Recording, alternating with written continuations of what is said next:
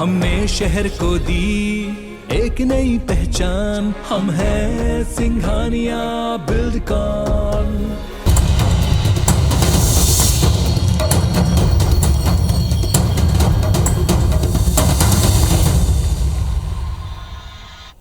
नमस्कार, स्वागत है आप सभी का। आप देख रहे हैं IBC 24। मैं हूं आपके साथ ज्योति सिंह। मुख्यमंत्री भूपेश बघेल ने आज दिल्ली में राहुल गांधी और प्रियंका गांधी से मुलाकात की। राहुल गांधी के निवास में उनके राहुल गांधी, प्रियंका गांधी और राजस्थान के मुख्यमंत्री अशोक गहलोत के साथ महत्वपूर्ण मुद्दों पर चर्चा हुई, जिसमें पुरानी पेंशन योजना लागू करने, छत्तीसगढ़ की गोधन न्याय योजना सहित अन्य योजनाओं को कांग्रेस शासित राज्यों में लागू करने पर बात हुई। वहीं उत्तर प्रदेश चुनाव और कोयला संकट को लेकर चर्चा हुई। इसके बाद मुख्यमंत्री भूपेश बघेल दिल्ली से गोरखपुर के कुशीनगर के लिए रवाना हुए। हाटा में उन्होंने कांग्रेस प्रत्याशी के समर्थन में जनसभा को संबोधित किया। वहीं हटा के बाद गोरखपुर गए, वहां पर भी उन्होंने कांग्रेस प्रत्याशी के पक्ष में जनसंपर्क किया। मुख्यमंत्री भूपेश बघेल आज रात्रि गोरखपुर में ही विश्राम करेंगे।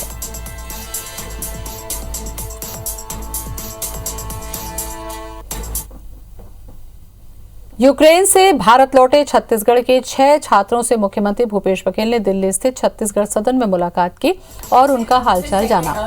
यूक्रेन से प्रदेश के छात्रों की सकुशल वापसी के लिए छत्तीसगढ़ सरकार लगातार प्रयास कर रही है। छत्तीसगढ़ से यूक्रेन में मेडिकल की पढ़ाई के लिए 6 छात्रों की एयर इंडिया की फ्लाइट से नई दिल्ली वापसी हुई। छात्रों के ठहरने के लिए छत्तीसगढ़ सदन में व्यवस्था की गई है। मुख्यमंत्री भूपेश बघेल ने इन छात्रों से मुलाकात कर उनका हालचाल जाना और उन्हें छत्तीसगढ़ में उनके घरों तक सकुशल पहुंचाने का आश्वासन दिया। यूक्रेन के विभिन्न शहरों में आ रहे छत्तीसगढ़ के विद्यार्थियों की वापसी का पूरा खर्च राज्य सरकार उठा रही है। मुख्यमंत्री भूपेश बघेल ने शनिवार देर रात इसकी घोषणा की।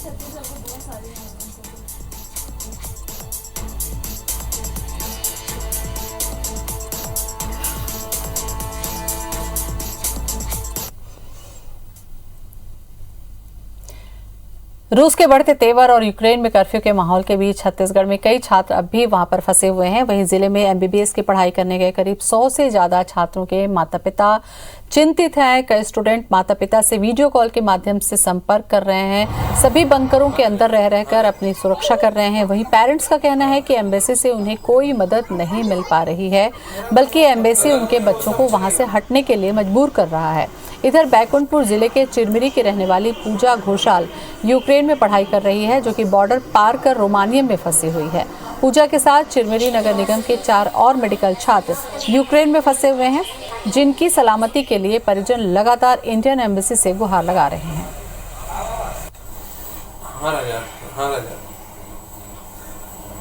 इधर नागपुर मेरा तीनों मतलब मेरा मम्मी का उसका भी चलेगा ना।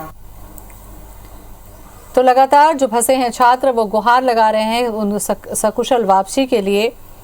कुछ जो बच्चे हैं वो बंकरों में फंसे हुए हैं और उनके पेरेंट्स आरोप लगा रहे हैं कि उन्हें किसी भी तरीके की कोई सुविधा एम्बेसी से नहीं मिल पा रही है, बल्कि उन्हें वहां से हटाया जा रहा है।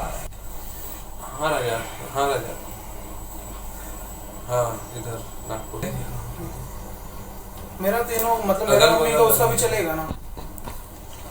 तो घर वापसी के लिए आज आस में स्टूडेंट्स और परिजन बैठे हुए हैं, लगातार एम्बेसी से गुहार लगा रहे हैं। उनका कहना है कि एम्बेसी से उन्हें हटाया भी जा रहा है।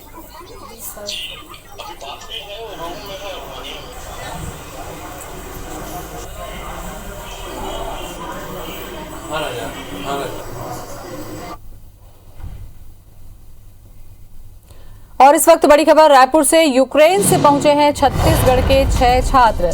दिल्ली होते हुए यूक्रेन से छत्तीसगढ़ पहुंचे हैं और 6 छात्र रायपुर एयरपोर्ट, कीव, खारकीव और वेस्ट यूक्रेन में फंसे हुए थे। छात्र रायपुर, भिलाई, महासमुंद और झलप के रहने वाले छात्रों की वापसी हुई है। छात्रों ने बताया अभी भी बड़ी संख्या में छत्तीसगढ़ के छात्र वहां फंसे हैं। अन्य देशों की तुलना में भारत का रेस्क्यू ऑपरेशन सबसे तेज है। कीव और खारकीव में बच्चों को हो रही है खाने और पानी की दिक्कतें। संदीप शुक्ला हमारे साथ में जुड़ चुके हैं। संदीप, 6 छात्रों की सकुशल वापसी, रायपुर पहुंच चुके हैं ये छात्र, क्या जानकारी दी इन्होंने वहां की? देखिए, इन्होंने बताया कि जो कीव और खार्किव है वहां सबसे ज्यादा तनाव है, लेकिन जो वेस्ट यूक्रेन है वहां पर थोड़ा सा हालांकि तनाव कम है, लेकिन इंडियन जो बैंक के कार्ड है वहां चल रहे नहीं है, इसलिए बच्चों को खाने पीने की बहुत ज्यादा दिक्कत हो रही है। और यही कारण है कि वेस्ट यूक्रेन से भी अब तेजी से जो बच्चे हैं वो निकलने लग गए हैं। इंडियन एम्बेसी का जो रेस्क्यू ऑपरेशन है, छात्रों को निकलने का जो काम है, वो किसी भी देश से सबसे अच्छे तरीके से चल रहा है। और इसमें एक बात बच्चों ने बताई कि जो बसें हैं उन बसों पे जो भारतीय झंडे लगाकर वो गुजर रहे हैं और हंगरी होते हुए आए हैं, पोलैंड के अलावा और दूसरे रास्ते जैसे बच्चों को रेस्क्यू किया जा रहा है, तो उन बसों को रोका नहीं जा रहा है जिन पर भारतीय तिरंगा लगा हुआ है। तो रूस के सैनिक हो या फिर जो यूक्रेन का जो सेना है, ये किसी भी तिरंगा लगे हुए बस को रोक नहीं रहे हैं। ये पूरा सहयोग भी उन देशों से मिल रहा है। मगर इन्होंने एक बात बताई कि छत्तीसगढ़ में के बड़े संख्या के वहाँ छात्र वहाँ पर फंसे हुए हैं। जो बच्चे हैं इसमें सबसे ज्यादा जो है वो फर्स्ट ईयर के हैं।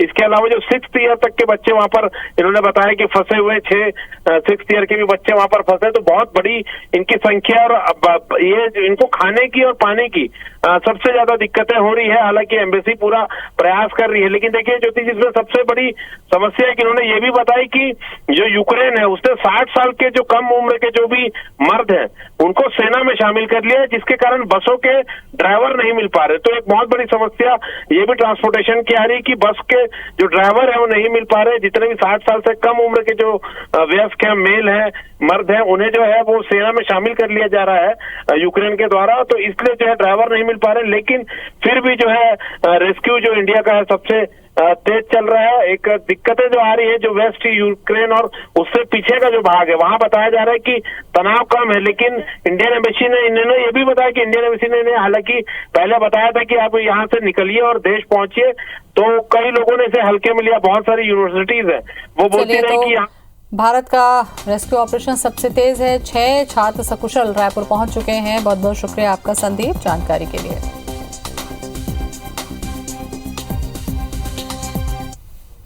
छत्तीसगढ़ प्रदेश कांग्रेस कमेटी के अध्यक्ष मोहन मरकाम, प्रभारी सचिव चंदन यादव, निर्वाचन अधिकारी हुसैन दलवई रायपुर के कांग्रेस के वरिष्ठ नेता और कार्यकर्ताओं के साथ डिजिटल मेंबरशिप के लिए निकले।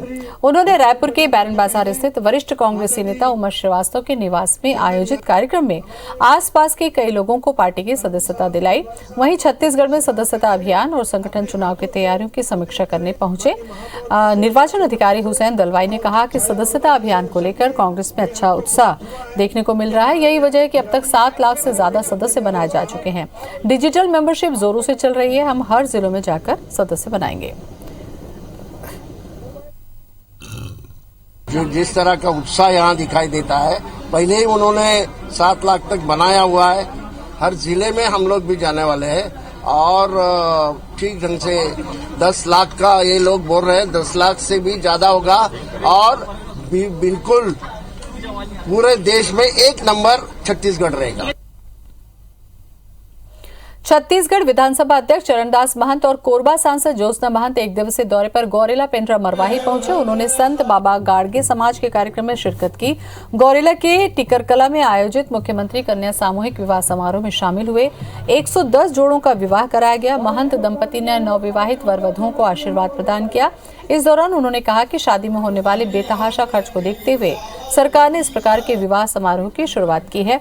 इस मौके पर युवा आयोग के सदस्य उत्तम वासुदेव, अजजा आयोग के सदस्य अर्चना पोर्ते, गौ सेवा आयोग के सदस्य प्रशांत मिश्रा आदि मौजूद रहे। बता दें कि समारोह के लिए लगाया गया पंडाल खराब मौसम के चलते गिर गया, तो कार्यक्रम टिकरकला के छात्रावास में कराया गया।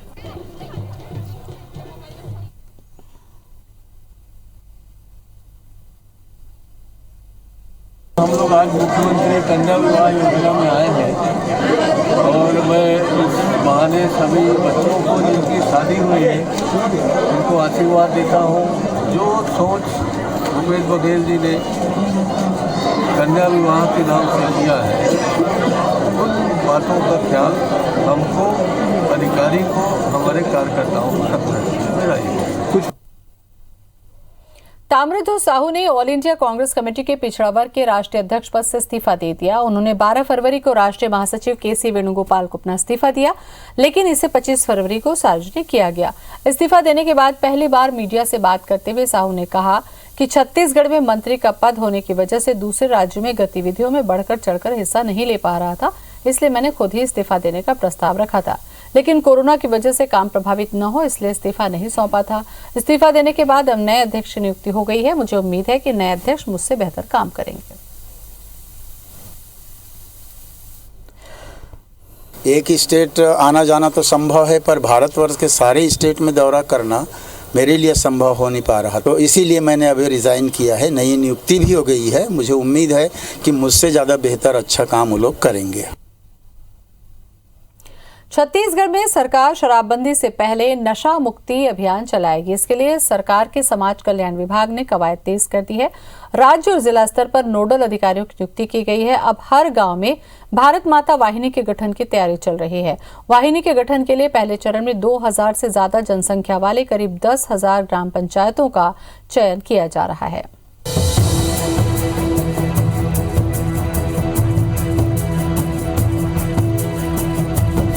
छत्तीसगढ़ में फिर उठा शराबबंदी का मुद्दा। शराबबंदी से पहले चलेगा जागरूकता अभियान। कांग्रेस गांव-गांव चलाएगी अभियान। कांग्रेस के अभियान पर बीजेपी ने उठाए सवाल। छत्तीसगढ़ में एक बार फिर शराबबंदी का मुद्दा उठने लगा है।